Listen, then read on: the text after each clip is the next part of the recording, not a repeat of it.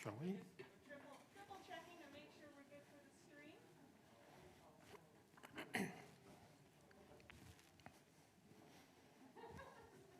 Thank you all for being our audience. We're just checking one thing on the screen before we go live, so thank you for your patience.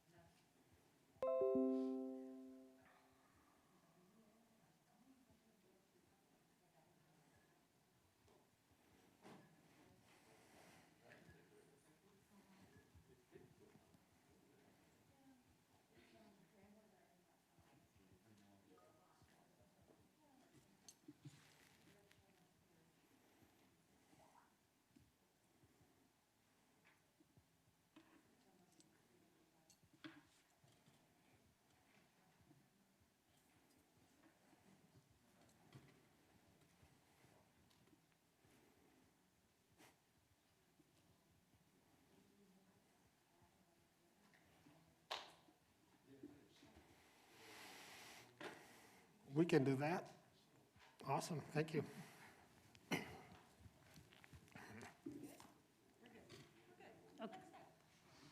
All right, good morning, everyone. Morning. Welcome to the Georgia Tech 2020 Institute Address. I'm thrilled that we are here able to do this in person in a more traditional format with our safety precautions and our social distancing in place. We're able to actually see each other and also have so many of you join us online. If you are online and you are on VPN, we do recommend that you disconnect from that so that you can have a better system performance. We've reserved time for questions after the president's remarks. For those questions, please use townhall@gatech.edu. That's townhall@gatech.edu. We will get to as many as we possibly can. If you're in the room and you would like to ask questions, please use the same townhall@gatech.edu so that you don't have to get up and move around or share a microphone.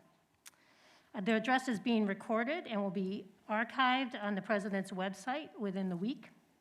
And at this time, I want to introduce Angel Cabrera, Georgia Tech's president, who recently passed 1 year, just the 1-year anniversary, as the head of this great institution.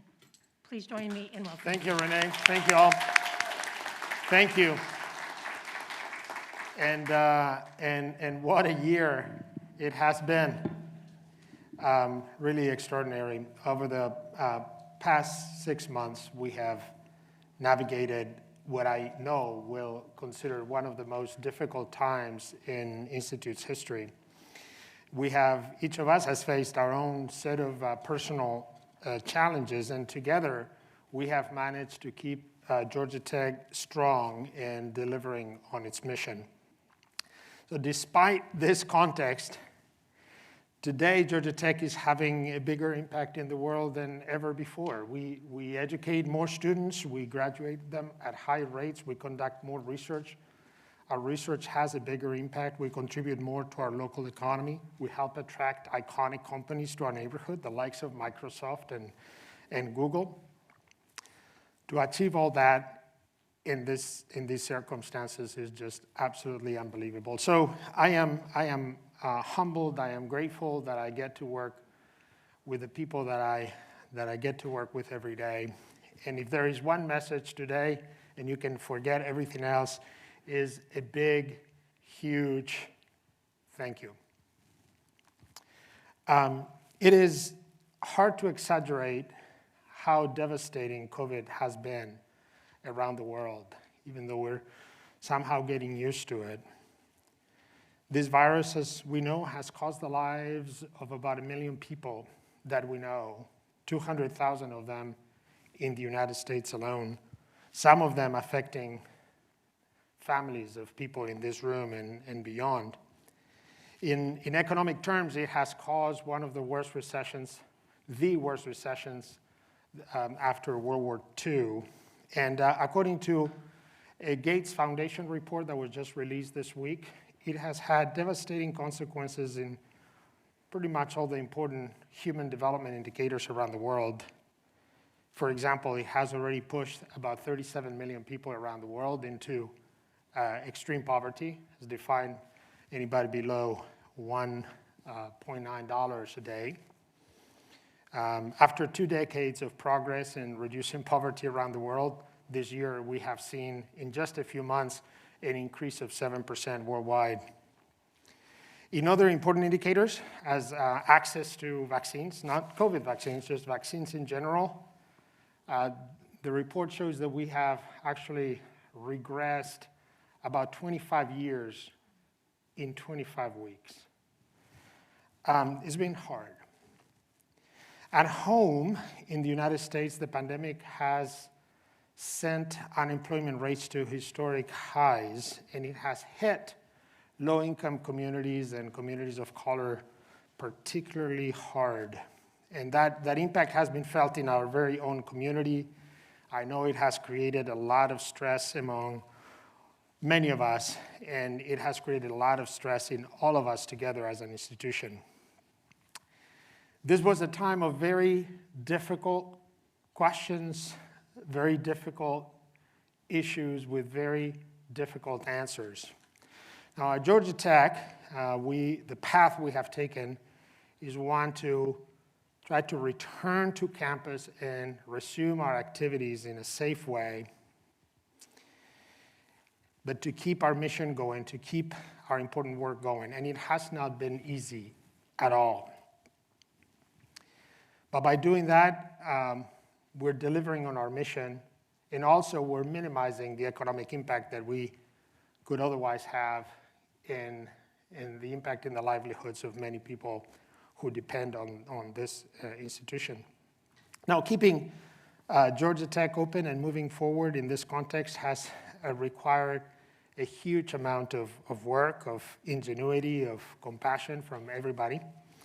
And I am just extremely proud of how our community has responded, how our students and their families adapted to these changing circumstances and to different forms of instruction, how they collaborated with us to empty the campus in March, how they are dealing with all these different protocols and modes of instruction, how our faculty pivoted to online instruction within 2 weeks last March, and how they spent the summer trying to figure out how to create hybrid modes of instruction, and how they have shown incredible flexibility and understanding of the unique circumstances of our students. We're very proud of how our research teams keep their important work going and how many of them very quickly switched to addressing the challenges that were created by COVID. Incredibly proud of how our staff supported students on and off campus, how they helped take care of everybody who was on campus and those people who got sick or who were exposed and were at risk. Very grateful to the Stamps Health Center. I know that you guys have helped serve an incredible load of cases, and I'm very grateful for how you have collaborated with public health authorities and how you've taken good care of all of us. Very proud of how our police department really supported from the beginning testing efforts at Georgia Tech, but also helping the rest of the community. Incredibly grateful to our information technology staff, central and all throughout the units, because they really, without them, we could not have transitioned to all that we did remotely. All the folks in facilities, safety, campus services, finance, planning, human resources, they found creative ways to keep the trains running. Very proud of athletics, how they managed to keep our student athletes safe, and in these crazy circumstances, they have really managed to not just practice, but even compete and give us maybe a sense of quote-unquote normalcy in the fall. I'm very proud of how many of our staff figure out ways to work remotely, and many others stayed on campus to take care of all the needs on our campus.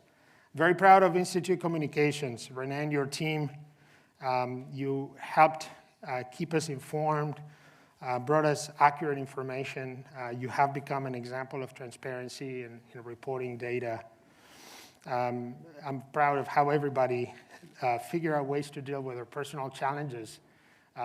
We didn't know this, but now we have lots of teachers in the room. Many of you parents with young kids and somehow managed to help your kids move forward, to help some of you taking care of elderly parents at home. I'm incredibly proud and grateful of how the Alumni Association, many of our donors, the foundation, they came together and they created an emergency fund that has already distributed over $900,000 to more than 900 students who were facing new issues. And I'm really proud and thankful of how everybody is doing what they can to help us move forward, to stay safe, to wear our masks, to really work in this new way and according to all the new work arrangements and classrooms and all the protocols.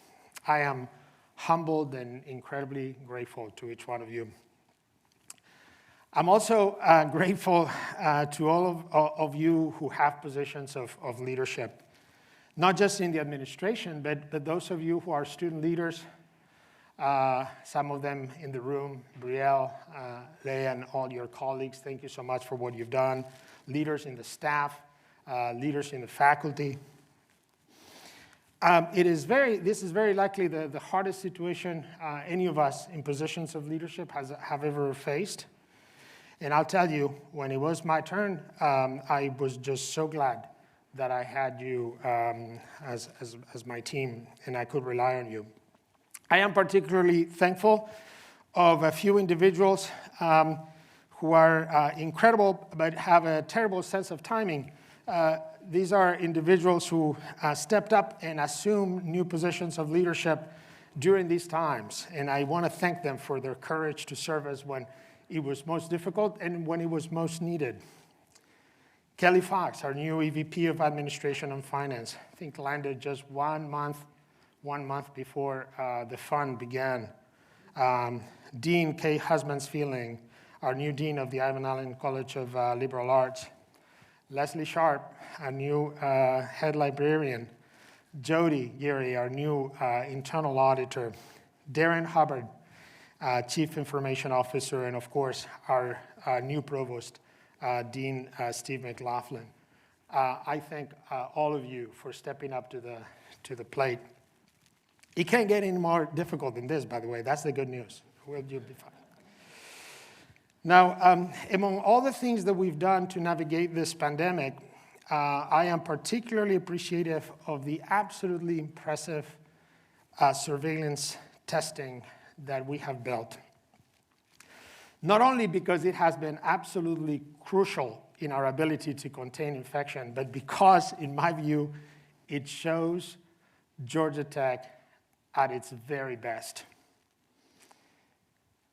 Bring people together, collaborate, innovate, advance and leverage technology, solve problems, serve others. These are principles that run deep in our community and that we're really in full display in this system. I see many of you in the room, professors, Greg Gibson, Joshua Weitz, Julianne, Alex, Mike Shannon. I mean, the list goes on. Now, Georgia Tech, I need to remind us that we don't have a medical school. We've never had any experience with clinical tests, and that didn't stop us from developing this very large-scale process for asymptomatic testing.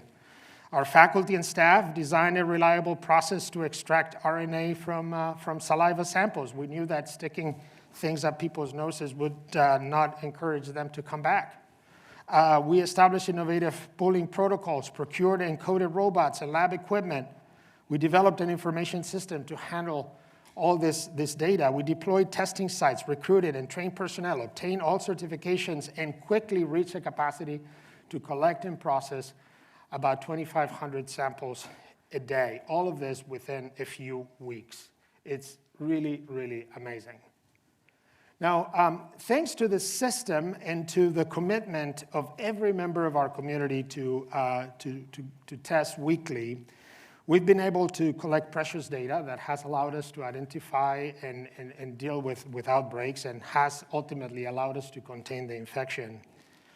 This past week, we reported infection levels through this testing system just below 0.4%, which is on par with the data that we were collecting right after move-in. And our reported cases have dropped to a 7-day moving average of about 5 cases a day, down from a peak of about 58 at the end of August. We have learned that the vast majority of these cases, over 94%, are students. And this indicates, in my view, 2 things. One is that all the protocols that we have put in place for work, for the classrooms, for the lab, they seem to be working. Everybody's collaborating and they seem to be working. But it shows me another thing, which is the students are doing an amazing work. I mean, that decline in cases, it is students working hard to avoid infection. And I know this was not the fun semester that many of them had in mind, but they are doing what they need to do. And when I hear, many stories nationwide about students behaving irresponsibly, I don't recognize those stories. And I know that things happen here as well, but the vast majority of our students are just leading ahead and making things happen. I'm very appreciative of that. Now, to be clear, every time I share good numbers, I knock on wood and I do my magic dance and whatever I can, because the battle is not over. We're probably not even in, maybe we're in the second quarter of the game, and we have to be alert. We have to keep our guard up. We need to continue to work very hard, but we also need to recognize that all this hard work is paying off. Now, what's really, to me, has been also a source of great satisfaction is while we're doing with this incredibly difficult situation, we've also kept thinking about our future. And we've kept working on a new exciting strategic plan. For the past year, last year when I gave this presentation, I asked the community to engage in this process. And I had hoped that I would convince a few hundred of you to participate. Well, it's been more like a few thousand of you. About 5,700 people have participated, and they have helped create the foundations of this new 10-year strategic plan. I want to use the opportunity to thank the two co-chairs of the effort, Dean McLaughlin and Dean Miriam Malavi. I saw her earlier. I don't know where she is in the room, but Miriam, thank you. I also want to thank Sonia Alvarez and Frank Neville and the team of consultants that helped us put the work together, and every member of all the working groups. I mean, it's been just an absolutely fantastic job to see happen. Of course, Steve, in the category of no good deed goes unpunished, it's only fair. You helped produce the strategic plan. Now you have to execute it. Looking forward to working with you on that. The new plan, whose details are still being worked out and will be rolled out in detail later this fall, is grounded, very importantly, on a new mission statement and a set of values. The new mission declares our commitment to developing leaders who advance technology and improve the human condition. And our values and beliefs describe the way we operate as a community. We come from all over the place, from different backgrounds, different beliefs, and yet this is what binds us together. Students are our top priority. We strive for excellence in everything we do. We thrive on diversity. We celebrate collaboration. We champion innovation. We safeguard freedom of inquiry and expression. We nurture the well-being of our community. We act ethically, and we are responsible stewards of the resources that we're entrusted with. Now, this mission and these values are not just words on paper. They describe who we are when we are at our best and who we aspire to be every day. They are also, as we have learned over the past few months, our lodestar at times of crisis. And not just when we deal with COVID. When our country earlier this year was shaken by a series of heartbreaking acts of violence that cost the lives of several Black people across the country, when many, including here in Atlanta, took to the streets to protest and demand justice, we at Georgia Tech came together as a community to figure out what this means to us. And we started with our values. We started by reaffirming our commitment to these core values of diversity and inclusion, to creating an environment where people of all backgrounds can thrive. We then engage in open dialogue, in self-reflection about racial injustice and inequity through a series of meetings all throughout the Institute. We listen to one another. We listen to our Black colleagues, students, alumni. And then we committed to some actions.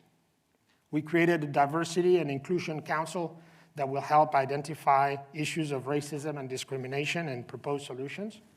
We created a Police Community Council composed of students, staff, faculty, alumni, and members of our police department to ensure open communication and collaboratively identify ways to do better, to serve our community better.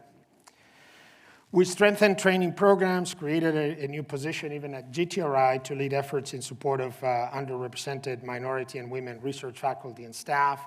We created new training programs. Even our very leadership team underwent some anti-racist training, and we're planning new activities in the months to come. We wanted to lead by example. So if our mission statement answers the question of why it is we do what we do, why we get up in the morning, why do we go through all this trouble, and the values and beliefs answer the question of how we work as a community. They serve as a guide to make decisions, to help us do better and be better. Then there is, of course, the question of what? What is it that we want to accomplish over the next decade? So together we've crafted this new vision. It's a vision of impactful, of inclusive innovation, of service to the public good, of developing exceptional leaders and producing ideas that can help us deal with some of the biggest local, national, and global challenges of our time. And this vision is grounded on 6 action themes that we're now working and translating into detail. Amplify impact, champion innovation, connect globally, expand access, cultivate well-being, and lead by example. So the first goal, amplify impact, the way I look at impact is a function, really a product of 2 things: how many students we're educating and how well prepared those students are to make a difference, or how much research we conduct and how impactful that research is in addressing challenges that matter. Is how much work we do and how good the work is that we do. We must do more and we must do better if you want to amplify impact. So this year, we recruited the largest, strongest undergraduate class in our history. We reached historically high graduation rates and grew past 40,000 students for the first time. We are the largest producer of engineers in the nation. We're graduating more and more individuals who are leading in business, in academia, in government, in Georgia, and around the world. As we continue to grow and serve more students, the question we're going to have to answer is, how do we do a better job of helping all those graduates be creative, ethical, responsible leaders who will use their talent to make a positive difference? On the research side, this year, for the second time, our awards surpassed $1 billion. And that positions us among the most research-intense universities in the country, by extension in the world. The impact of our work did not go unnoticed, by the way. In this past spring, 3 Georgia Tech scholars were inducted into the National Academy of Sciences: Marilyn Brown, Randy Engel, and Arkady Nemirovsky. Marilyn Brown was also selected for the National Academy of Engineering, along with Thomas Korfis, Susan Margulis, and Alexander Shapiro. And Dean Susan Lozier was elected to the American Academy of Arts and Sciences. Our work is getting noticed and recognized. Now, as we set new goals to expand the research that we do, we also need to ask ourselves how we can concentrate our efforts in the areas that we can make the biggest impact in the world. How can we deliver on our mission to improve the human condition? And some of us are really exploring how even the Sustainable Development Goals may be a good framework to answer that question. A good example of impactful research is how we came together this year to find solutions to combat the COVID-19 pandemic. diagnostic tools, antiviral treatments, data models, protective equipment. We have created solutions. We have advised entities around us with those solutions. Another good example of scholarship with impact is the new School of Cybersecurity and Privacy, which we announced last week. It builds on the strength of several hundred faculty and research staff across the Institute and a portfolio of over $180 million in research funding per year.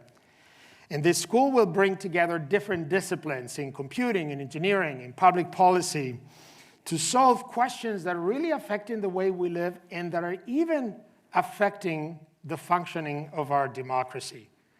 This is research that really, really matters.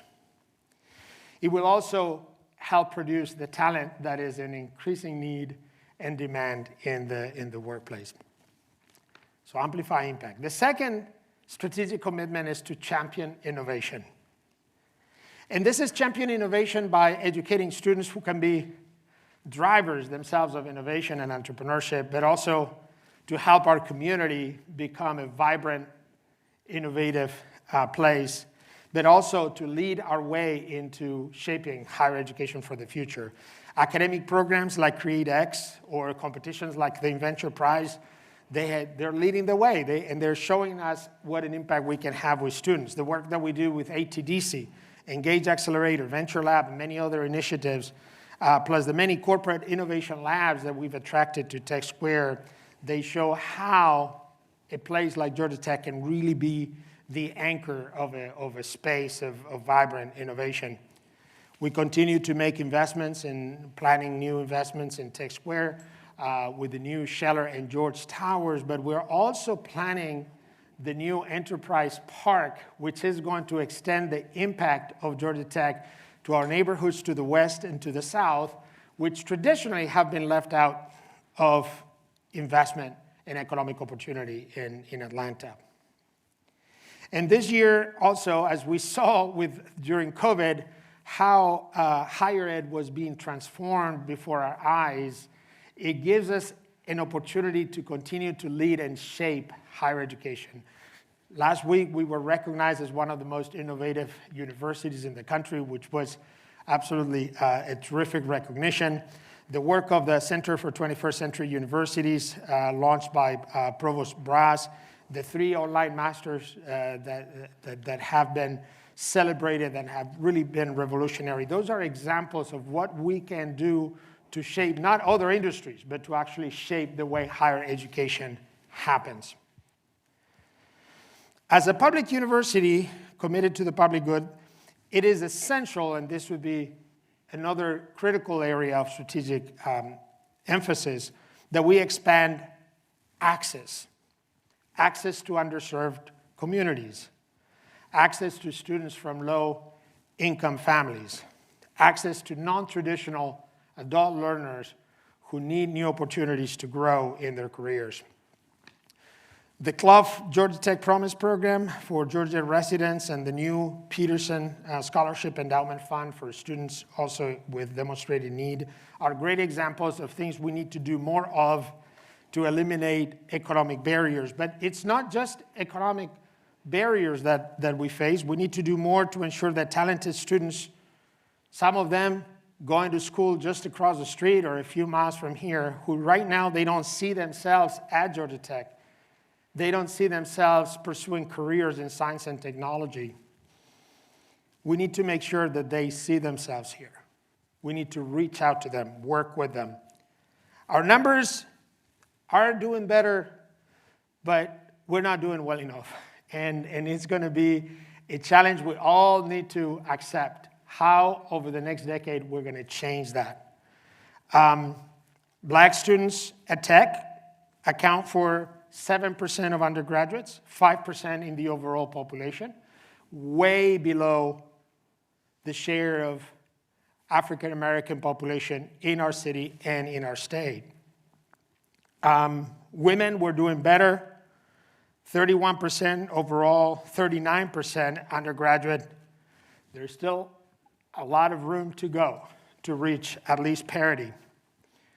We know how to do this. We've used Project Engages, the work that Seismic does to reach out to schools, to bring people in, to inspire people. We know how to do it. We just need to bring ourselves together to really deliver those results. And increasing the numbers of women and people of color at Georgia Tech is only half of what we need to resolve. The other question, which has become clear by the working group and by all the conversations we've had, is we need to build an environment where then everybody can thrive, everybody can graduate, everybody can be successful.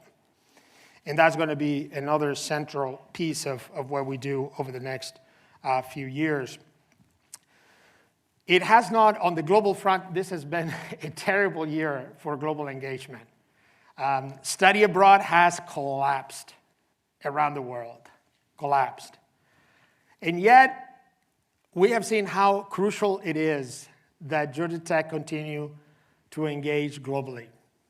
And we have demonstrated that engaging globally is not at odds with our commitment to improving life around us in our community. In fact, we can improve our community by being that global institution that brings talent from around the world, that sends talent to different parts of the world, that becomes a connector.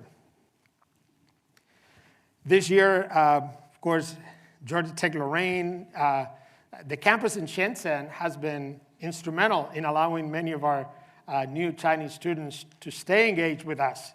And many of them have started their Georgia Tech career in China. And just yesterday, we hosted the first conference of the University Global Coalition that we helped create, that is bringing universities from all over the world to try to work together to achieve the Sustainable Development Goals. So in spite of the circumstances, our commitment to global engagement remains strong. There is another important commitment, which is our cultivating well-being in our community. Our goal is to promote the holistic development of all members of our community, to extend the total person philosophy, which was a movement that started right here at Georgia Tech in our athletics department, and was a movement that was embraced by all schools around the country. We want to expand that total person philosophy, which was, by the way, also a big aspect of the report on creating the next in education. We need to expand that to all of our students, to focus on how are we going to support the well-being, the holistic well-being of our students and everybody else in our community. The new care center that we launched a year ago has been a good example. Just by organizing ourselves better, we've been able to help 1,700 students already this year. And there will be more initiatives, in some of them, that I hope to be able to announce soon. Finally, our strategic plan commits us to lead by example.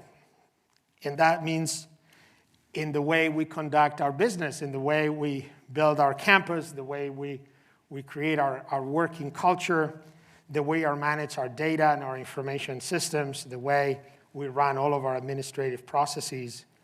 We want to be an example. And the best way that I have to picture what that means in the future is take the Candida building. The Candida building is an example of sustainable and inclusive design, but more important than that, hundreds and hundreds of students every year will go through that building, will look around, will see what's possible. And when they move on to their businesses and when they are executives or CEOs and they're responsible for making decisions, they will see what is possible. Let's make sure everything that we do has that effect in our students. Speaking of leading by example, I want to take this opportunity to recognize Provost Brass.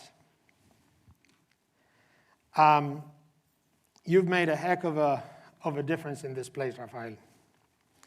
In January, Provost Brass announced his plans to wrap up his tenure as provost and to return to his teaching and research.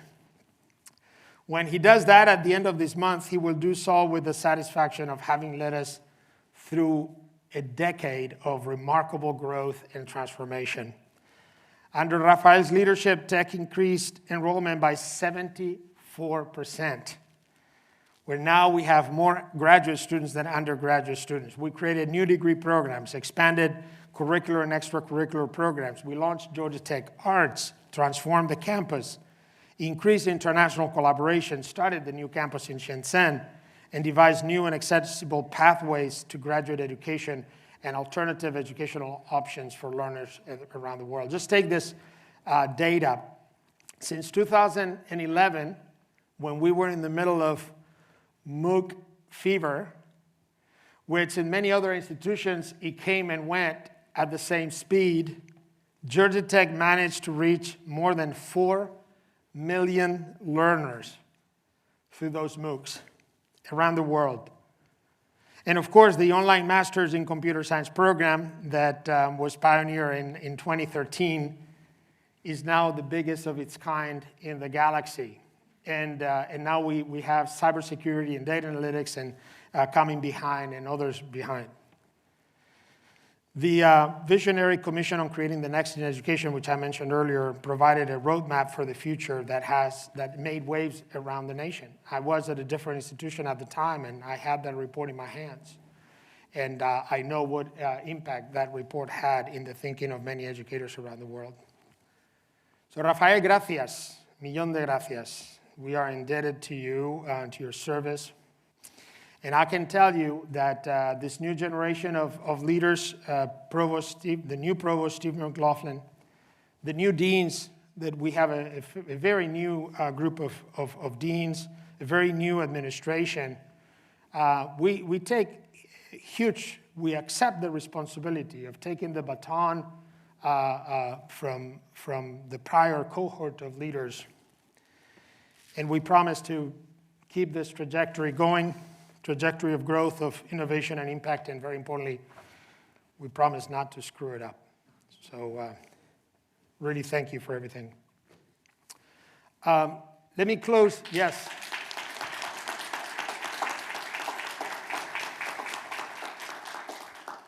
And I'll just close where I started, which is by thanking all of you for your commitment to Georgia Tech, for the learning of our students, for the work, the scientific, the research work of our faculty. The challenges that we have faced have been significant, and we can be proud of how we have responded. And I am convinced that this experience ultimately will make us better. I can already tell how it has made us even more committed to our mission of progress and service, more convinced of this idea that technology, the science that supports it, the scholarship that guides it, the leadership that deploys it, can help us improve the human condition. I think we're becoming even more open to envisioning new ways to deliver on that mission. It is in places like Georgia Tech, with extraordinary talent and a strong mission of public service, that we will find our best path forward as a society. That's what we have done this year together. Thank you.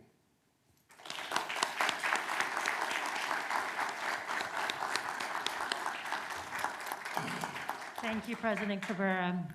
We are going to move into the question and answer session. Again, if you're online and you have questions or in the room, you can email townhall@gatech.edu. We have some pre-submitted questions I'll start with. One that's been coming through very recently, mostly from students and parents, is will you require professors who are choosing to remain off campus and teach remotely to receive the COVID vaccine when it is available and require them to teach in person, even if they opt out of the vaccination? So on the vaccine, of course, we will be working with public health organizations in the state, and we're already, by the way, Georgia is already getting organized between federal agencies and state agencies and our universities. We're getting organized so that as soon as a vaccine is available, to be in a position to distribute it as efficiently as we can. On teaching, I think, listen, this has been really a very, very difficult transformation of our activities. And I really appreciate the faculty who transformed their courses, the students who are adjusting to these very different ways.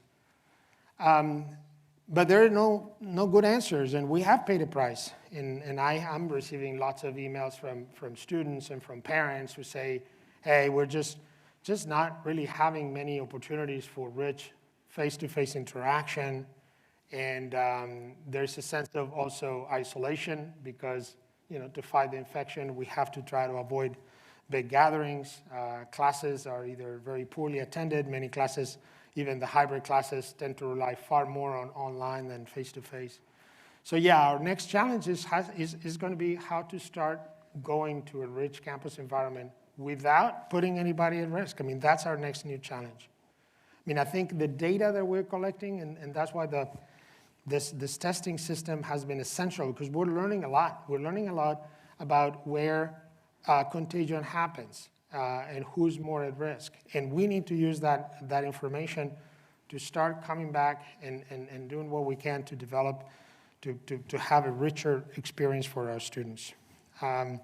Even this semester, there's a lot we can do within the current classroom assignments and the current hybrid structures. Really, I thank our faculty for looking at ways in which they can create more interactions.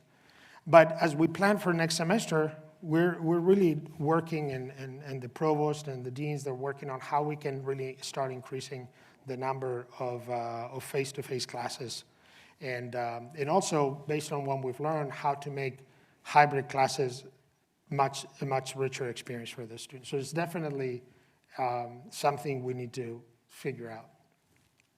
Thank you.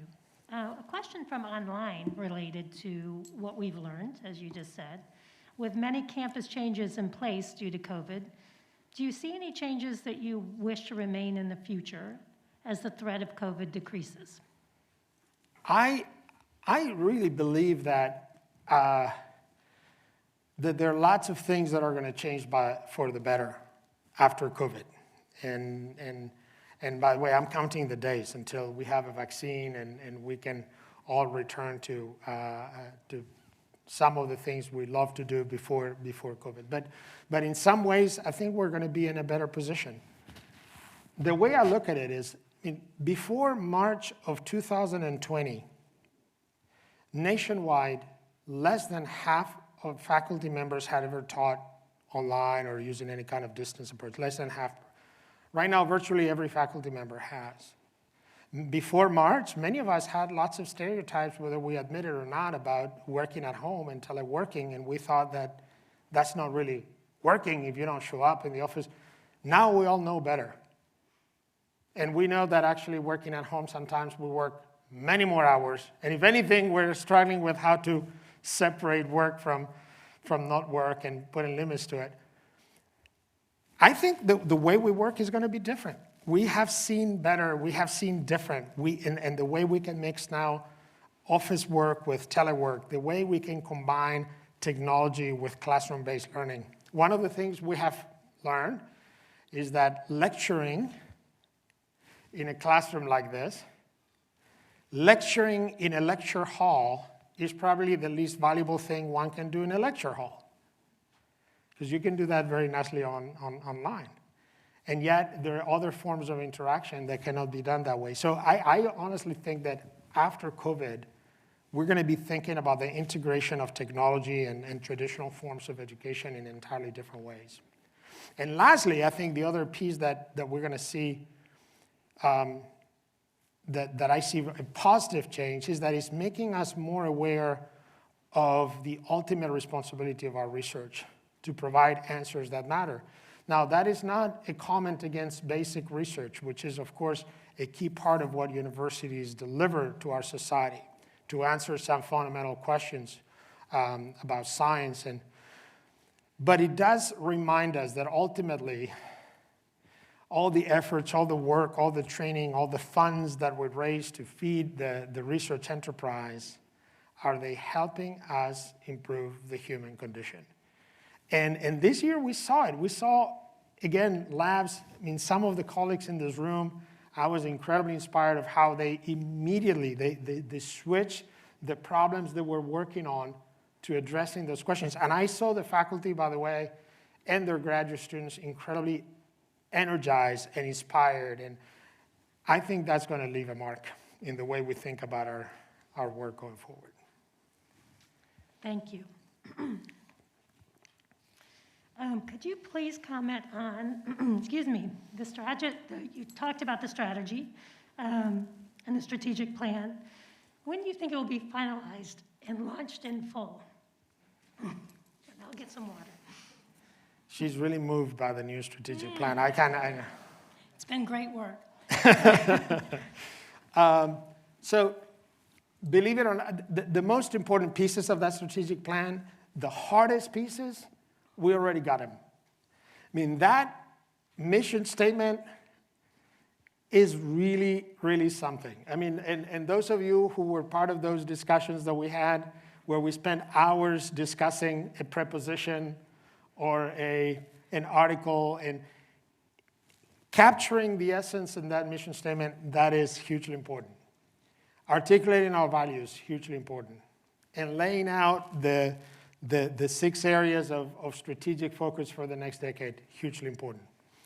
What remains, and we are almost there, but not there yet, we'll finish this process over the next month or two.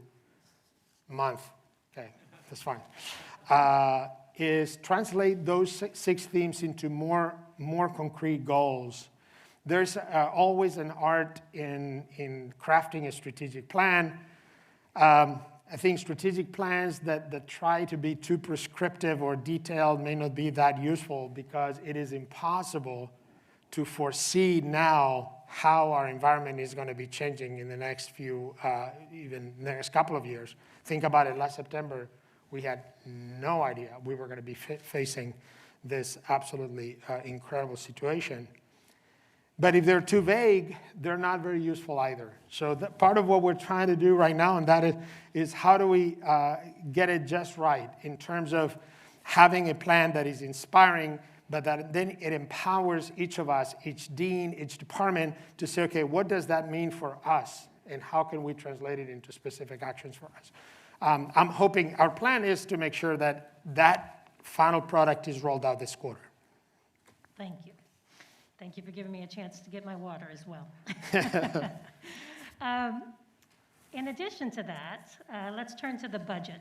So what is the current status of the Georgia Tech budget? And will there be any further implications to job loss, furloughs in the near future? So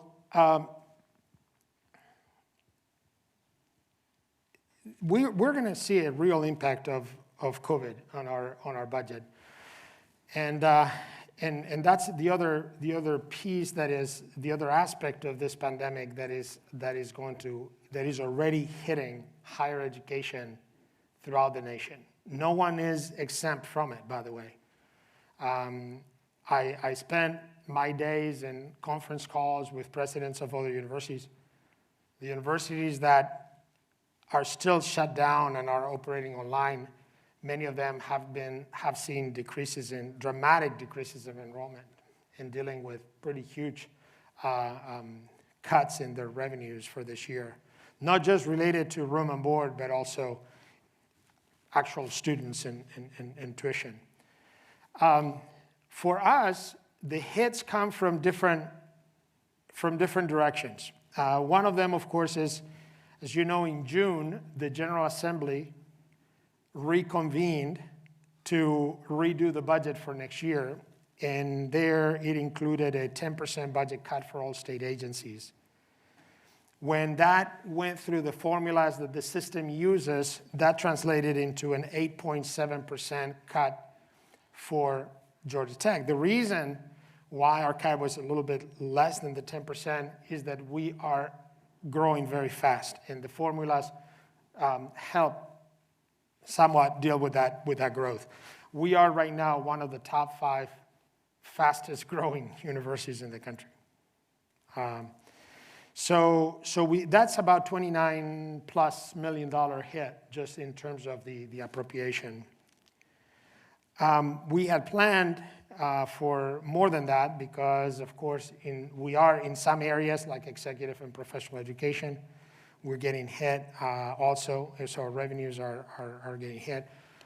In room and board, because of the decline in occupancy, which, by the way, we have promoted because we wanted to de-densify our dorms to avoid risk, but that, of course, has a big impact in all of sort of our auxiliary enterprises. Plus, the other hit is all the additional expenses that we have incurred to adjust to this. The new forms of work, the testing systems, all the investments we've had to make. So yeah, we're going to have to cut. We are cutting this year more than $30 million in our budget. And it's going to be hard. I really appreciate everybody, again, all those people that I introduced earlier, all of you who are in positions of leadership. These are tough moments to lead. It's a lot easier, a lot more pleasant to lead at times of growth. This is also a big part of what we need to do this year, and we need to do it smart. We need to be very smart. We need to try to figure out how to cut costs in a way that improves that improves the efficiency of our processes. In areas where we may need to cut employment, do that compassionately and also being very smart. Favoring, for example, voluntary separations like we have done. Sometimes not filling positions that are vacant and using reductions in actual positions as the last resort. And we're likely going to be there as well. So, but by using everything else, we're going to try to minimize the number of positions that we will lose. But there will be some positions lost. I mean, there's no way around that. So it's less bad than we initially thought. So our initial projections, we sort of built scenarios. Again, this was the Welcome to Georgia Tech, Kelly Fox. Please model bad, terrible, catastrophic. The good news is we're in bad, if that makes sense. So so out of the range of bad scenarios that we in the spring we were sort of imagining, we're probably in the least bad of those scenarios, but still going to be hard to navigate. We are, however, as an institution, we are in a good financial position. I'll tell you, I fear for some precious institutions of higher education across the country that honestly, I don't know how they're going to make it. For us, it's going to be hard, but we're in a strong position and we're going to be fine. Thank you. One last question from online before we close. This comes from Aaron Shackelford, and he is asking where we see the arts in the mission for Georgia Tech. So that's a great question. So I'll tell you, during the strategic plan, the arts kept coming back in at least two ways, which both of them I love. One is the arts as an object of study itself. I mean, if we are committed to improving the human condition, one of the very direct ways to improve the human condition is through the arts. And we have seen what we can do, for example, in music technology. And when you look at how film and interactive art and games and how new forms of arts and entertainment are becoming more and more technology dependent, I see a huge opportunity for Georgia Tech to claim space there. We're unlikely to open a traditional music school or a traditional school of film, but I really hope we become one of those hubs of how technology empowers artistic expression. So I'm very excited about that. But the other piece is what the arts can do for the rest of us, for the engineers and the business majors and the science majors. And as much as we are emphasizing entrepreneurship in our strategic plan, the reality is that in the tradition of business education and engineering education, we are not great at teaching creativity. We can give you all the tools in the world to analyze circuits or to study the structure of a system. We can do all that fine. The creativity, the act of thinking of something new, we're not great at. I feel like as the arts grow within Georgia Tech, they can provide that sort of space for creative thinking that everybody else will benefit from. So I'm really excited about that aspect, and I'm delighted that it came out quite strongly during this strategic planning process. Thank you so much, and thank you for the address and for a heck of a first year. I have to just say myself, it's been quite a year for you. I want to thank everyone for joining us today online and in the room.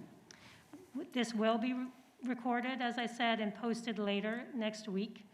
In the meantime, for those of you in the room as we depart, we will help each of you go row by row so that we can continue to stay distanced on our way out. Thank you so much for joining us, and have a great rest of the week.